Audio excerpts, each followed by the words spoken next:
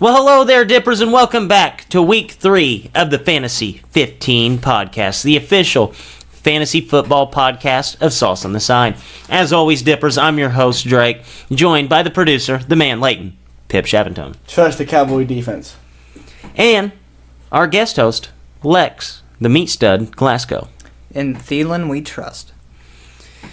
Guys, Week 2 was a very, very bizarre week. It's awful. Yes, I can't say that we did great, but whenever I had to rely on Tavon Austin just to break even at the end of the day, that's bad. It's a tough week for sure, yeah. It seemed like no one was scoring for us. It seemed like it took us 3 hours to get one touchdown on the board. Yeah, I think I'd heard somewhere that there were 7 touchdowns scored in the Kansas City game and the Kansas City and Steelers game. And there were 7 touchdowns scored before Tyreek or Antonio Brown found the end zone. Thankfully, we faded all those players in that game. Yes, thankfully. But we did fade Patrick Mahomes, unfortunately. Patrick Mahomes looks like the reincarnation of like 8 of the best quarterbacks ever created. He basically just week 1 through 4 Deshaun Watson. He slings that ball in there, don't he? ACL tear incoming. Absolutely. Bold prediction. And this guy's on pace for 80 touchdowns. I don't know. Lock it in. Yes, week 2 was so bizarre. No running backs got to carry the ball. It was just odd. We had running backs even getting more targets than most of your top wide receivers. So we apologize for our shortcomings on week 2. Week 3, we are geared. We are ready to go. So Leighton C, drop the noise.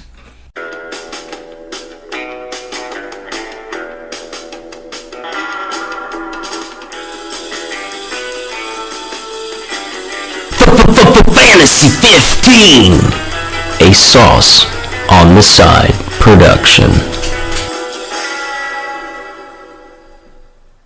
All right, Dippers.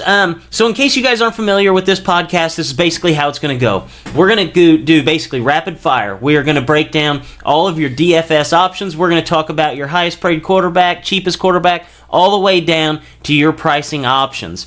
And then we will switch it up a little bit, talk a little bit about season-long problems that people are coming across. We'll give you the meat stud stack of the week, which last week we tried for 50. Week 1 we got it. Week 2 we fell just 5 points short. So we got to get back on top. We got 45, but that's not good enough. So we'll run through it real quick. Lex Glasgow, who do you have as your top quarterback for the high-priced options? A high-priced option. We're attacking the Bills again like we do every week. Kirk Cousins is the guy that you attack at the top, I believe. I mean, the Bills are, God, man. They're so bad they had a corner retire at halftime. They're like an expansion level team right now. Yeah. Yes. They're basically like an SEC team that's playing in the NFL for some reason. It's definitely bad. I mean, this team, basically, you read the headlines and you see the cornerback retired at halftime. That's the stuff that you get from the amateur football league down the road from your house. Yes. So, definitely, lock and load it. Anybody that plays the Bills, I absolutely love it. Leighton, where are you going? I'm going back to Matt Ryan. Last season, he was actually worse on the home than on the road. Well, that's a fucking anomaly. 2 seasons ago, win MVP. Last week, he was 23-27, 272 yards and 2 touchdowns against the Carolina defense. Back at home this week against the much-worse Saints defense. I love Matt Ryan for 7,700. I'm actually going to go right back to the well with Cam Newton. 8,300. Bengals giving up just under 350 yards per game through the air, and now we're going to add in Cam Newton's legs. I mean, it's not like the Bengals played any world beaters. They played Andrew Luck after a year and a half of rest and Joe Flacco. So you lock and load Cam Newton. He will have the 350 pass yards. It's just whatever he's going to get on the legs is just going to be bonus points for him. So Lex, cheaper option, where are you leaning? I'm going to go to Deshaun Watson. Last year in his 3 home starts, he had 13 touchdown passes in 3 home starts last season, and he averaged 31.5 fantasy points per game at home last year. Just for some reason at home when he played there, he clicked. He went off. He popped off. That's when he had put up all those insane numbers. I mean, the yards really weren't there, but the touchdowns were there. The Giants, the secondary is depleted. Janoris Jenkins the only one there, and he's been pedestrian all season long. I think Deshaun Watson's in a great place to have a good week. I was going to talk about Carson Wentz. I know you're thinking, last year his pass touchdown ratio was absolutely insane. We're going to keep that up. But damn it, for this week, I'm going to take that chance on him. I don't know how much I'm going to have him. I'm going to have my fair share of him, though. I'm going to find out if that was real or not. Without Jay Ajayi playing, getting more passing yards, there'll be more check down, the smaller than Clement, but check downs are still passing yards. I don't love Carson Wentz, but you gotta find a way you can do. I'm actually going to go Jimmy G. Jimmy G, how do you have a get-right game? You play in a shootout versus the Chiefs. 12th price quarterback that gets to play a team that's given up over 420 yards. I couldn't even say it right because it's an absolute anomaly. They have given up 420 yards at least through the air in week 1 and week 2. Chiefs are giving up 34 points per game to opposing quarterbacks. Lock and load Jimmy G. You're going to see why they paid so much for the guy. So we're going to switch gears and go to running backs. Lex, who's your top dog at running back for a high-priced option? I just have trouble getting away from Todd Gurley. I know he's super high-priced. Todd Gurley is an animal. He's playing like a god in Sean McVay's offense. He's going to have a big week this week, I guarantee it. Playing in the battle for L.A., he's going to bring it home for his city. Ezekiel Elliott, he's $8,200. The Cowboy offense, it sucks. It's abysmal, terrible to watch. But he still gets his. I know he hasn't had 100 yards in a game yet, but he still has 16 fantasy points and 17 fantasy points. So he's still eating. I'm actually going with Jordan Howard, 7,400. And I'm going this way because he's been on some very, very bad teams. Never really gets to put a game on ice and run the clock out.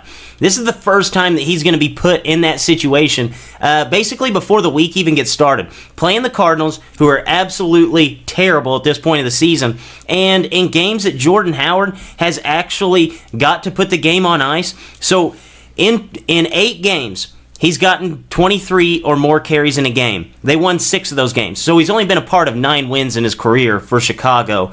So that's pretty bad. This game definitely screams 23-plus carry game for him. And in games that he gets 23 or more carries, he's averaging 134 yards and over 1 touchdown per game. He's going to pop. You add in the time that he's getting 4 catches per game. I mean, this is as much of a cannot swing and miss pick that you have at top. And he's only 7,400. So I lock and load Jordan Howard. You'll see that he is really the focal point of this offense. So we got to have some cheap options here at running back. We know that the higher price guys have kind of fallen short recently. Lex, who are you looking at the lower price for running back? I'm going to go down 6,500 and I'm going to throw in Chris Thompson. He's playing the Packers, who have trouble covering the scat back out of the backfield that catch passes. And all Chris Thompson does is he catches passes. He's got 21 targets in the past 2 weeks. Alex Smith is a check down machine. That's all he does. Chris Thompson's going to be on the field because I believe that the Redskins are going to be playing from behind for most of the game. I think Chris Thompson could have at least 10 catches this week. You know what drives me crazy about... I think Chris Thompson's one of the most mismatched price guys on the slate. Almost week in and week out. He gets all those catches, and his price almost never moves. And you're looking at a guy who gets the production of a Christian McCaffrey, but his name keeps him lower. So I guess we'll feast on that if we can. Leighton C., where are you going? I'm going 5,200 Latavius Murray. In my opinion, he has to be his go-to cheap back. No Dalvin Cook to get any of the carries this year. No McKinnon to get the catches. So Latavius Murray, he's it. He's what they have for the running back. I also gave a giant boost to Thielen and Stephon Diggs due to the fact that there's no Cook for catches. Yeah, I absolutely love that. And we talk about putting a game on ice. Latavius Murray is going to get a chance to do that as he's playing the Buffalo Bills. I'm not going to be surprised if Latavius Murray has 2 rushing touchdowns at the end of this week. So my cheap option of running back, I'm actually going with Corey Clement. So no Darren Sproles in week 2. Corey Clement's targets went from 0 to 6. Now you factor in that Jay Ajayi's out, who's getting 11 carries per game. Clement will touch the ball 15 times, guaranteed, between carries and catches. Playing a Colts defense that gives up the most receptions to running backs and over 90 receiving yards to running backs in a 2-game stretch. So you can lock and load Corey Clement in for 100 yards total this week. So we'll go to wide receiver now. Lex, what are you looking for at the top price there? You can't guard him. Nobody can guard him. He's basically Michael Jordan playing wide receiver. That's Michael Thomas. He's on pace for 220 catches this year. That's insane, okay? The Saints' offense is predicated around 2 people right now. Alvin Kamara and Michael Thomas. Michael Thomas is getting force-fed like no other, and I don't see that changing anytime soon for the rest of the year at all. For my top wide receiver, I'm going Julio Jones. Other than how good Matt Ryan is at home, I'm talking about Julio Jones now. Last week I kind of balled up. And this just feel like the week Julio Jones is going to have that giant 10 to 13 catch, 200-yard game. Hasn't got a touchdown yet. He gets about 4 a season, so he's due for one. Julio Jones this week at home in Atlanta. Am I a higher price guy? I'm going to go with a guy who's not even listed at $8,000, and that's T.Y. Hilton. He's sitting at a good price at $7,500, and I'm going with T.Y. for 2 reasons. The Colts will be playing catch-up. Last time we saw him get to play catch-up, Luck threw the ball 53 times in week 1 in a loss. So this week, he gets the defending Super Bowl champion Eagles, but that defense gives up a ton of yards to wide receivers, and especially wide receivers who can find open field like T.Y. I mean, they're very susceptible to the big play. Week 1, we saw Julio go for 10 catches, 169 yards. D-Jax last week went for 4 catches, 129 yards, and 1 score. And even Mike Evans caught 10 passes, which is the most that he's had in his last 25 games. So if T.Y. is going to have that big game where he has the ability to basically get caught in a shootout, where they're playing from behind, and he's going to get a ton of targets and find open space, this is the week that you slide T.Y. Hilton in, and it is not going to surprise me if T.Y. Hilton is your week 1 or your week 3 leader in yards. Lex, we talked about the top options. Give us a bottom feeder here. I don't see why this guy's still a bottom feeder in price at $6,600, but Nelson Aguilar, okay? He's slotted as the Eagles' number 1 wide receiver. He has 22 targets over the past weeks. He has 16 catches this season, and he's getting Carson Wentz back, who is a major upgrade over Nick Foles. People they think that Nick Foles was just so good because of that Super Bowl run. This year, it's really starting to come out who Nick Foles is. Carson Wentz is going to have a monster week throwing to 2 people, and that's Aguilar and Zach Ertz. For my first wide receiver, I'm going way down. All the way down to 4,700, and that's Tyler Boyd. Last week in the Bengal game, you remember AJ Green's 3 touchdowns. But Tyler Boyd paced the team in receptions and total yardage. I know they're playing the Panthers for $4,700. He's one guy who I need a cheap receiver. That's who I'm going to. I'm actually going to go to $5,000 here with Taylor Gabriel. So the Bears have been basically manufacturing ways to get the ball into his hands. He even ran the ball 3 times last week, and to kind of seal my point further, the Bears are in that weird spot where they are getting production. They're getting a little bit of production from the offense, and it strikes me just like the Cowboys last week, where they weren't getting any big plays, so they're going to take the guy on their team that has the most potential to get that big play, and they're going to get Taylor Gabriel. I feel like we're going to see a chance where Gabriel has 1 or 2 deep shots this game, and he's priced at $5,000, right around guys who are going to be lucky to get 5 targets. Taylor Gabriel is guaranteed to see 7, maybe even 8 plays this week where the ball is going to go to him, whether it be a handoff, whether it be a screen pass. And I even think we're going to start to see the deep ball kind of set in now that Mitch has kind of gotten his feet wet in that offense. I love Taylor Gabriel this week, and at $5,000, all he really has to do is just catch that one pass and take it to the house, and he's paid off for the whole entire day. So guys, tight end. It's been very hard to predict tight ends outside of Gronk, and we can only basically predict his good weeks and his bad weeks. So we won't necessarily just go top price, low price here. We'll just rattle off some tight ends that we think that are in for a big week. Yeah. Zach Ertz I think he's the guy this week. He's getting Carson Wentz back. He's got 23 targets over the last 2 weeks. That's nuts also, too. And he's got 16 catches. He hasn't had 100 yards in a game this year. I think this week he does finally get over 100 yards and a touchdown and has a big week for Carson Wentz. I like Zach Ertz too, because like I said earlier in the show, Carson Wentz, huge touchdown pass ratio, Ertz got a lot of touchdowns. But I look at Jared Cook. He had a humongous week 1, 180 receiving yards. Last week, really lackluster, but he still caught all of his targets. So if he's a part of the passing game, Derek Carr will get him the ball. And I think this will be a big bounce back week for Jared Cook. I don't want to give up on him just yet. Yeah, I think Jared Cook is going to be a big part of that offense for the Raiders, so I actually do like that. But I'm going to go with George Kittle at $5,800. So Kansas City has given up 200 yards to tight ends this year on only 12 catches. So if you think about those efficiency numbers, those are like a wide receiver 1 efficiency type numbers. I mean, that is phenomenal. 12 catches, 200 yards.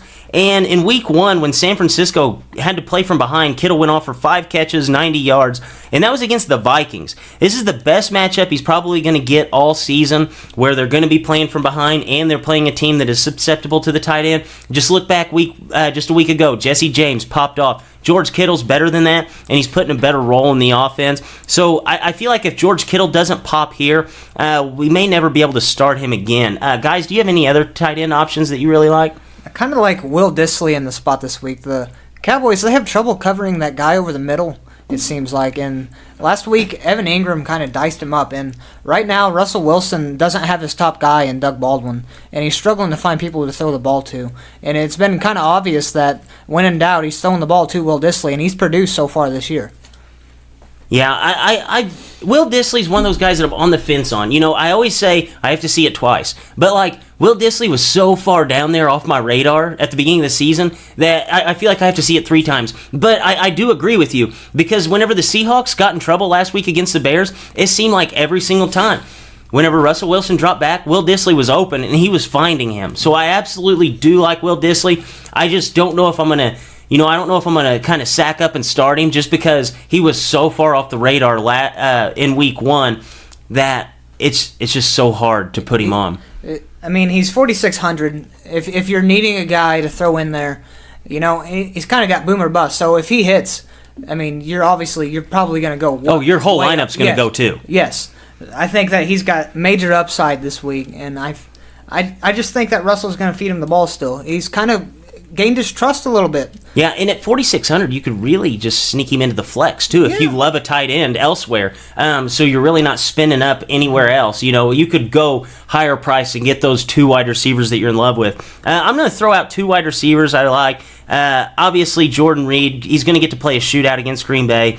And we've kind of, for the same reason Lex likes Chris Thompson, we've seen Alex Smith kind of gain a rapport with him, and he's really successful with that. And also, Eric Ebron kind of came out of nowhere. We knew that he was going to be playing behind Jack Doyle for most of the season.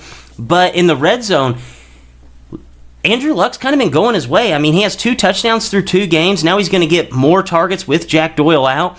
And I think that this is really the only time this season that you're going to be comfortable starting Eric Ebron. So if he doesn't bite on his opportunity here, he never will. I do like Eric Ebron, and I'm going to at least be playing him in a couple of my lineups. So now we'll get to defenses. I've kind of just went back to the same place since week 1. Anybody that plays the Bills, they're my number 1 defense. Guys, where are you leaning for on defense this week? I mean, the Vikings, as they always play against the Bills, we're attacking the Bills. But let's kind of go down the chart a little bit. We got the Bears in Arizona. Sam Bradford sucks. Sam Bradford is awful. He might tear his ACL in this game. Who knows? It's a ticking time bomb. It's a ticking time bomb. He's bad. He had, like 24 passing yards last week against the Rams. It was terrible. It is awful. Or you can go down the ladder to Leighton's team, the Dallas Cowboys. Listen, the $3,400. I'm not saying lock him to every single lineup, but through 2 games they have 9 sacks. The Seahawks O-line is absolutely terrible. Might actually be worse than the Giants O-line. Granted, Russell Wilson is not the statue that is Eli Manning, but they still got to Cam Newton 3 times in that game. Drake teams, the Vikings, the lock and load team, the Vikings, they're 4,900. The difference between them and the Cowboys means you could go from starting Ezekiel Elliott to Lamar Miller or Julio Jones to Will Fuller. The Cowboys defense are going to get you 8 to 12 points, and I'm pretty sure Julio Jones will get you way more points than Will Fuller the 5th is going to. So I'm not going to lock the Cowboys into every single lineup that I have, but I got to play them just off the fact that I think they're safe to get 8 to 12 points. See, I don't think I'm going to get cute with it this week, and I haven't gotten cute with it yet, and it's been paying off. So I'm going with Minnesota. I mean, they're 4,900. They are kind of expensive, but the only 2 things we can really predict about a defense is usually the sacks and the interceptions. And the Bills have given up the 2nd most sacks and the 2nd most interceptions. And we're getting a Minnesota team that is getting 11 fantasy points per game, and they played Jimmy G and Aaron Rodgers. And we look back to last year with this Minnesota team at home, they only gave up 12.5 points, 2.8 yards per rush, and they averaged a pick and 3 sacks per game. I think that all that is even going to be better this week since they are playing the Bills. I absolutely love Minnesota's defense at home anytime, especially whenever Josh Allen is rolled out there as the starter. So guys, we basically hit the DFS hot and heavy. Didn't talk about any flops though. Guys, who are some big, high-priced options that you can see flopping in Week 3? Season long, you start this guy all day, but David Johnson, he's only ran the ball 22 times this year. He's in a bad spot against the Bears front seven, which is just nasty. It's one of the best front sevens in football, if not the best. They're not getting the ball very creatively. They're not getting him out in space, which is what he's best at. And Sam Bradford's awful. That whole offense is just a big flop right now. Stay away from all the Cardinals, in my opinion. Yeah, I'm off David Johnson completely. I'm also going to fade Melvin Gordon. I know he's a great talent right now. I think touch machine, but the Rams defense is talented, literally all over the field. And now we come to Aaron clog up the middle. They have tough guys outside and catch passes. Another guy I'm going to fade, AJ Green. If AJ Green didn't have 3 touchdowns last week, he had 68 yards, and Tyler Boyd had a better week. But AJ Green had 3 touchdowns. Came out of defense in a much better unit. I have a hard time starting AJ Green this week in FanDuel and all DFS. Yeah, I agree. I mean, we're looking at a guy, and AJ Green, he's priced at $8,600 for 21 points per game, but he has 4 touchdowns already. So those numbers are absurd. He hasn't even had 100 receiving yards in a game this year. And, I mean, we saw a team that basically bottled Julio up for the most part, which, bottling Julio up 64 yards. AJ Green's going to probably have less than that, so I'm going to stay away from that. I'm also going to stay away from a guy that I've been big on all season, and that's Keenan Allen. I mean, we're looking at a Rams defense that's only given up 98 total receiving yards to receivers through 2 weeks. So that defense is for real. They can shut down the wide receivers, and I think that this is going to be a pretty pedestrian game for Keenan Allen. And also, Todd Gurley, he's being priced for 26.5 points per game, but 24 of those already have come off of touchdowns, averaging less than 4 yards per carry so far. The Chargers so far have been able to keep running backs under that 4 yards per carry mark. I know that he's not your average running back. He's better than that. But I think that he's going to get that 100 yards total throughout the game, receiving and rushing. But for 9,300, you're going to have 2 touchdowns to top that off. And I don't think that that's going to be the case this week. Especially last week, he didn't look that great on the ground, and he's going to be playing a much better defense. I do like Todd Gurley. I think he's going to have a good game. But for the price at 9,300, he's going to have 150 yards and 2 touchdowns. Otherwise, I can't touch him. So, guys, what guys are we putting on Meat Stud Alert? Meat Stud Alert, basically, for you guys at home that may not be familiar with it, Meat Stud Alert is 30 points out of a quarterback and 20 points out of a position player. So, guys, where are we going, Meat Stud Alert? Meat Stud Alert, baby. Michael Thomas. And for Julio Jones. Julio Jones, like Leighton said, he's going to find the end zone finally. He's guaranteed for 4 touchdowns a season. He might have all 4 of them this week. I'm going now coming out at the Falcons, Jordan Howard, Arizona, and Stephon Diggs and Adam Thielen versus Buffalo. I'm actually going Christian McCaffrey, T.Y. Hilton, Kirk Cousins, Jordan Howard.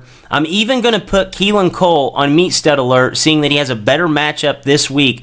Julio Jones, definitely locked in there.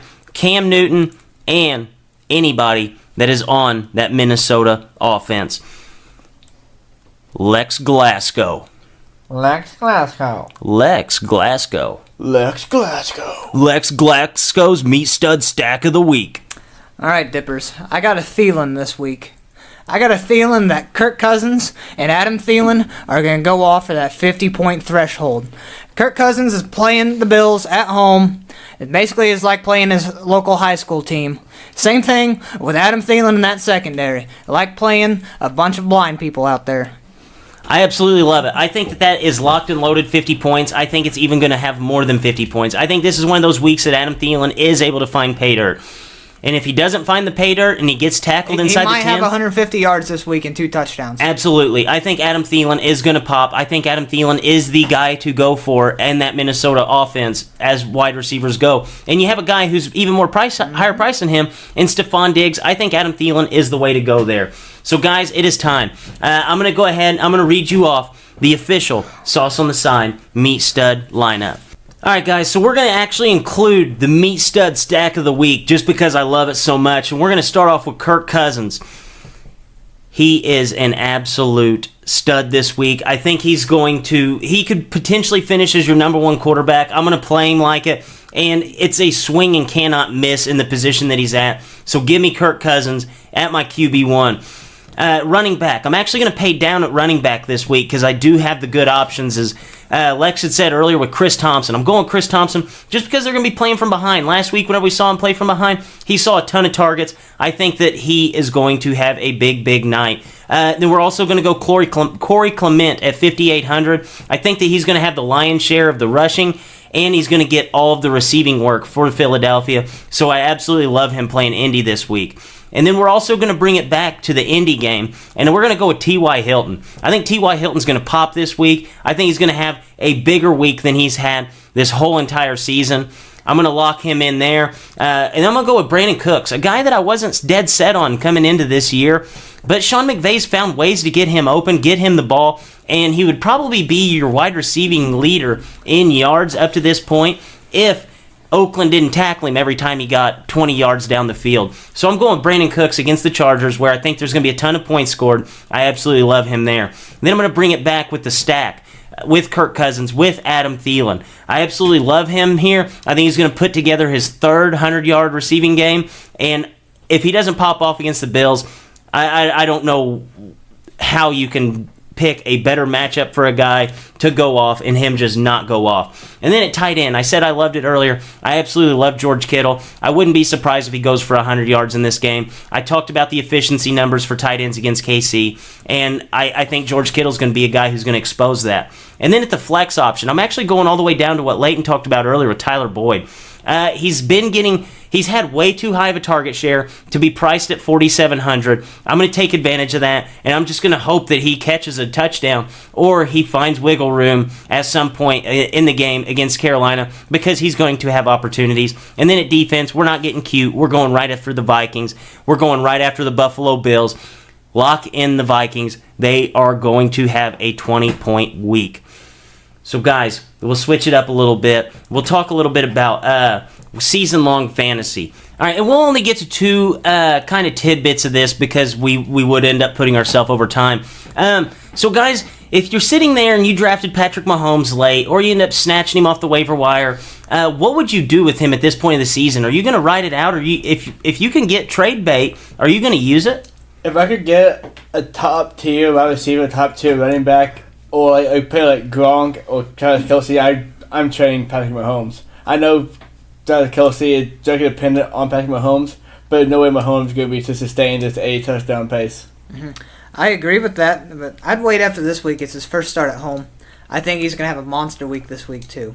And if you can, wait, you can't trade this late in the fucking week anyway. Right. So really milk it, huh? Yeah, really milk it. Really milk it out. Watch him go off this week, and then kind of fish him out. If you're not getting like that, nobody's taking that offer for that top tier guy, then I might just stay with him because he's showing like he's the real deal right now. See, I feel like every fantasy league has that one guy that absolutely wants Patrick Mahomes and is going to do almost anything to get him. And if you have that guy, take advantage of it. Because these numbers, he's going to regress back to the mean, and whenever he does, it's going to be ugly.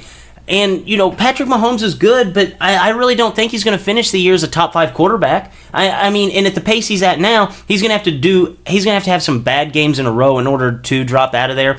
And I just look at it, Deshaun Watson, from last year to this year, and I think that regression is going to come pretty soon. So if you get a chance, like Leighton said, get a top tier. If you can get a wide receiver 1, run RB 1, you got to hop on it.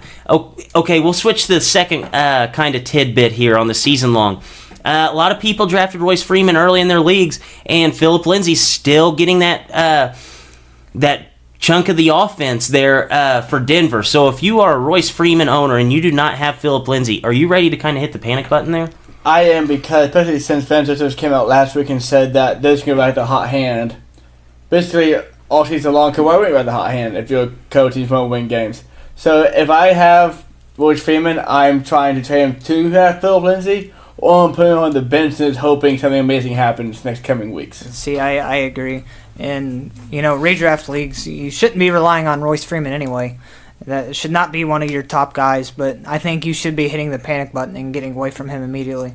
I agree. I think, like Leighton said, kind of look for the guy who just picked up Philip Lindsay, see if he wants that assurance there, and maybe you can sneak in, a guy who you can start week in and week out and trust, because if you do move him to a Philip Lindsay owner, they're going to have a running an RB1 or 2 every single week. So I think that would be smart to come off of him there.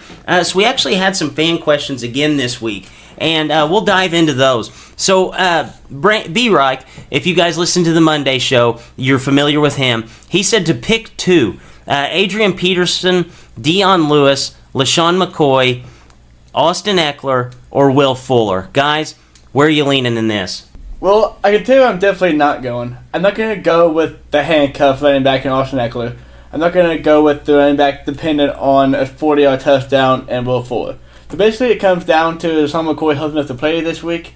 If he is, I'm going with him and Dion Lewis, just because I know what they're both going to get me. If McCoy cannot go, I'm going with Peterson and Dion Lewis. But Dion Lewis, out of those 5, I think is the safest option. See, I'm actually going to go with Adrian Peterson and Will Fuller, just because, Adrian Peterson, you kind of know what you're going to get out of him. I think last week was kind of an anomaly just because they were down the whole entire game and he only got 11 carries.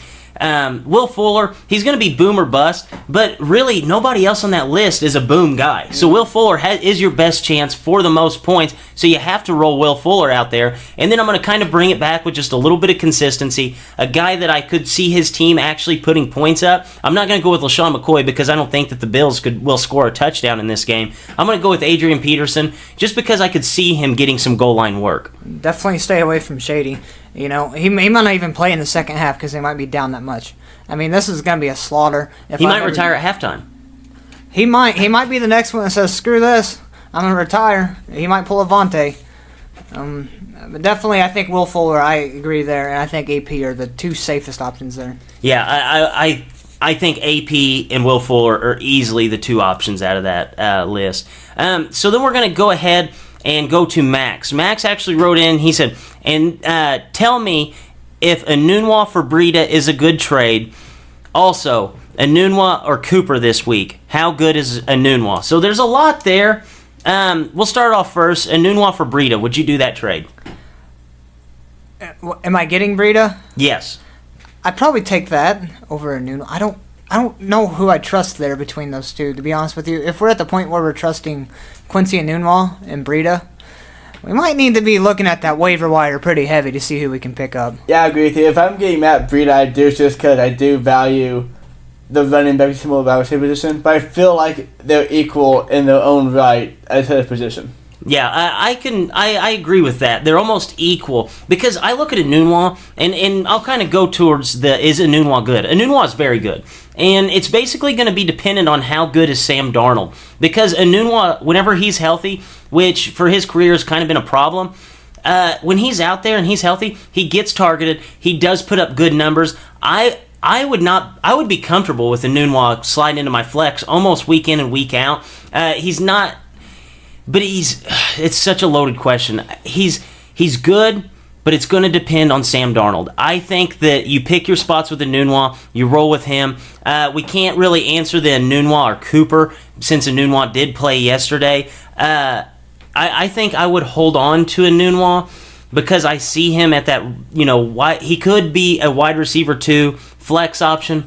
Matt Breida, I'm not sold on him. I just don't think he's very good. There is going to be a lot of yards to be had out of that 49ers backfield, but I think that the 2 fumbles from Alfred Morris obviously sat him back for week 2, which gave Breida the opportunity to pop off, but I don't think that's going to be sustainable for Breida. I would hold on to Enunwa because I think you have a really good wide receiver that's just dependent on quarterback play. And our third question, this is kind of a funny question. I do like these. It's kind of long, so Fletch from Food for Thought on Saturdays and Hump Day Hoops Hysteria He wrote in, how am I supposed to know that Carlos Hyde will rush for 100 yards, catch a couple balls, and score 2 touchdowns against the number 1 fantasy defense? I'm going to start you off with this. If you were looking at week 1 and 2 as like your benchmark for the number 1 defense and not looking back to last year, I think you did something wrong there.